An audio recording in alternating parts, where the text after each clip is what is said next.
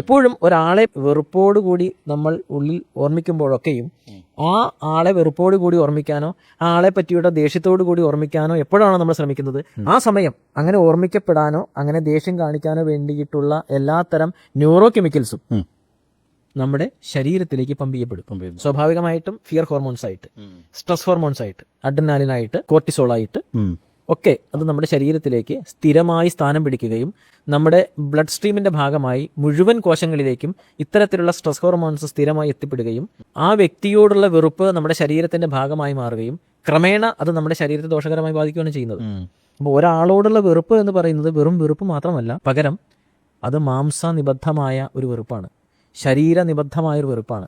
ശരീരത്തെ തന്നെ ഹാം ചെയ്യുന്ന, ശരീരത്തെ തന്നെ ഉപദ്രവിക്കുന്ന, സ്വന്തം ശരീരത്തോട് ചെയ്യുന്ന ഏറ്റവും വലിയ അനീതിയാണ് നമ്മൾ മറ്റൊരാളെ വെറുക്കുക എന്നുള്ളത്.